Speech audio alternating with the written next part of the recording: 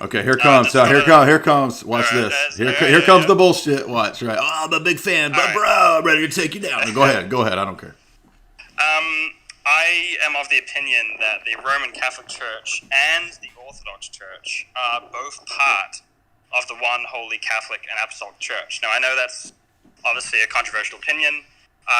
You've talked about that before many times. I just want to make 2 points, and I want to hear what you'd say about it. Okay. Now, by the way, is this a real question or is this Greedo? No, this is a real question. Okay. All you guys sound the same when you're talking like freaking Mel Gibson, or you're talking like Paul. When you're talking like Paul Hogan, mate, I don't know who's real. Okay, go ahead. So the first point I want to make is that in the Old Testament, Israel is clearly understood to be one. It's God's one people. God calls Israel his bride. It's the one people of Abraham, etc. It's the one family. But what we find, of course, is that Israel is actually divided into 2 different kingdoms with 2 different royal lineages. And we find in Kings, for instance, that God actually believes that both monarchies, the monarchy of the southern and northern kingdoms, are legitimate monarchies in God's opinion, both with proper successions. And there's a point where the king, I can't remember where it is, but the king of Judah meets the king of northern Israel and says, my people are your people. Yeah, I know this argument. I know this. I mean, I'm not trying to stop. I've heard this argument for 10 years. I understand the argument. Go ahead. Okay, well, so that's the first one. The second point I want to make, and I'm sure you've heard this one too as well, is the fact that even after 1054, there's so many cases of the fact that East and West both considered each other to still be the church. And there's occasions where bishops would let Roman Catholics or Orthodox take the Eucharist at each other's churches and etc. And this whole idea that there's this schism where East and West said, oh, only I'm the true church and only I'm the true church, it's a bit of an exaggeration. My point is that I don't think the church actually is divided. I think the church is one. I think it seems to be divided. But at the end of the day, we do worship the same God. We do take the same Eucharist. And we do have the same baptism. As Paul says, one faith, one Lord, one baptism. What do you think about that? Okay, so about those 2 things? Right. Now, I'm going to try to be nice. I'm not going to be mean to you. Do you know what Blackernay is? Council Blackernay, yep. Okay. Do you know what the apodictic treatise on the Holy Spirit is and who wrote it? No, I don't, so let me know. So do you know what happened in 1274 that's a big issue in church history? Nope. Okay.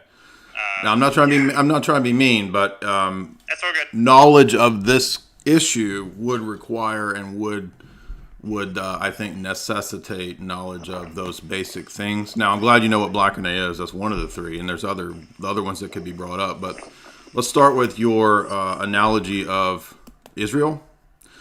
So one reason that you can't use those kinds of analogies to the Old Testament is not that.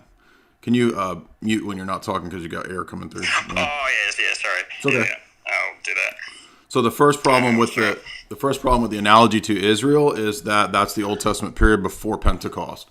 So we have in the Gospel of John and in Acts 2, promises. Jesus says in John, I think 16 into 17, 18, that the Spirit will lead the church into all truth, right? The gates of hell won't prevail against her. So you can't take analogies to a period prior to the empowerment of Pentecost and apply that to the New Testament era, where we're told by Paul in Ephesians, the church is one, holy, Catholic, and apostolic. So that means if there's a significant rupture or fissure in the church, one of those groups is wrong and one of those groups is outside the church.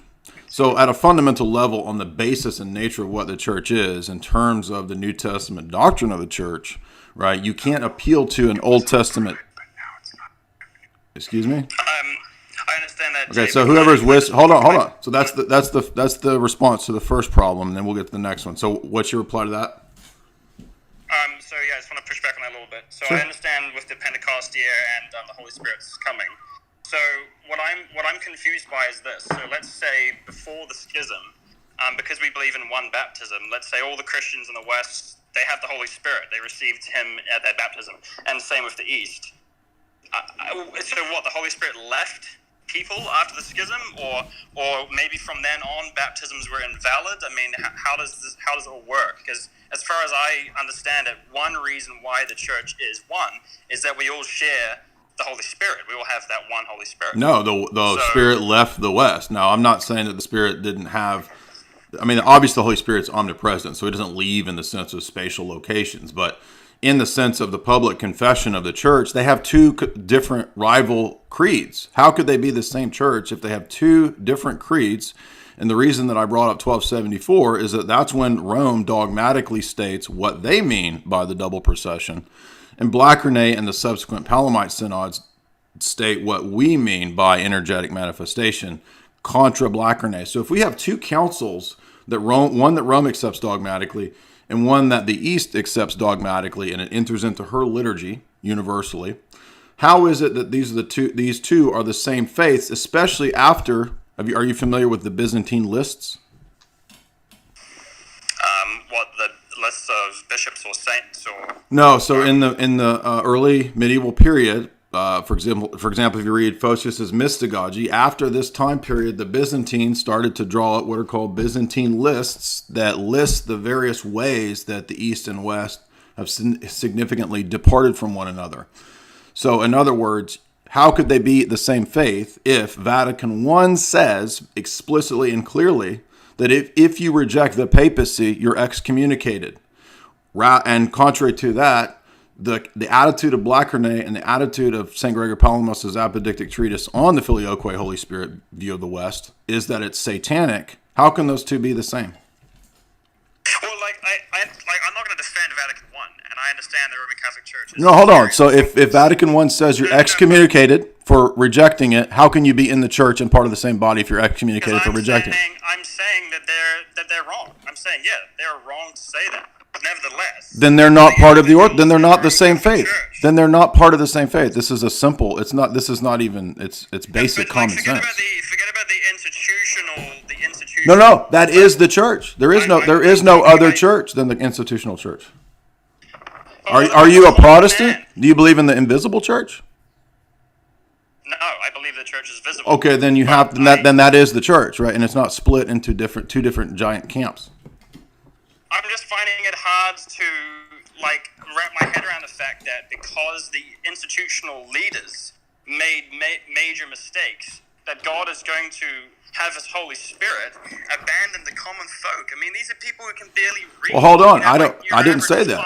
I didn't say that. In the Middle Ages, just because their Pope is totally wrong. Yeah, you're oversimplifying what we spend a lot of time being nuanced about, because we talk often about the fact that I don't think that immediately when the creed changed that means that automatically everybody in the West had a deficient understanding like overnight. It's not black and white like that. That's why it took from the time of Can you somebody mute, dude?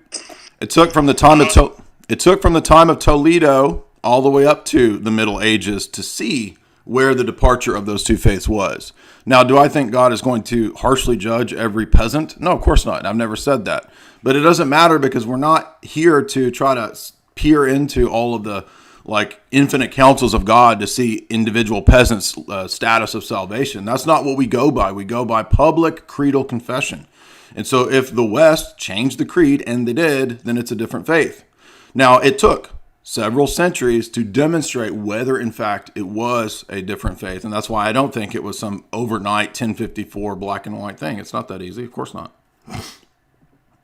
But, I mean, look at the fruits. You have Pachamama now. So how can we be in the same faith as Pachamama? We don't have that faith.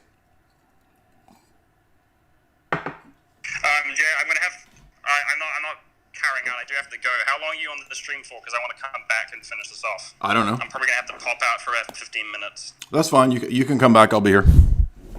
I'll come back when that's done. But I'll have to think about all this when I'm away. Sure. All right. Talk to you later. Yeah. Here's an entire book dedicated to this question. Debate between an Orthodox and a Barlaymite. This is normative theology for us across the Orthodox world. Entered into the liturgy, not disputed. The modern Orthodox theologians that we adhere and promote, Meyendorff, Losky, Larche, Florovsky, Staniloy, they all agree with our position that this is not the same view as the Latins. We have a different view from them. They don't follow the Cappadocians, for one. So the idea that we could say, well, let's just forget all that stuff in the Middle Ages, it doesn't matter. No, that's what this whole book is about, right? Blackernay and the Palamite synods, they're not optional. They're not schools of thought on different views of Christianity. There's only one type of Christianity, Orthodoxy, and there's only one way to interpret that, Palamism. Palamism is the same doctrine as the Cappadocians. It's the same doctrine as the Sixth Council. It's the same doctrine as the Seventh Council, which based all of its iconographic argumentation on the previous council's Christology. When you read St. Theodore on the icons, when he goes to argue about what the theology of the Seventh Council is, it's all Christology. It's all the Christology of Christ being a divine hypostasis from the Fifth Council. It's all the theology of the energies from the Sixth Council in Christology. So all you have to do is read the material, and it's right there. It's not even in debate. Now, I don't care if some Fordham person or some ecumenist wants there to be a debate over it. It doesn't matter. But thank you for your question. You're welcome to come back when you're done with whatever you're doing.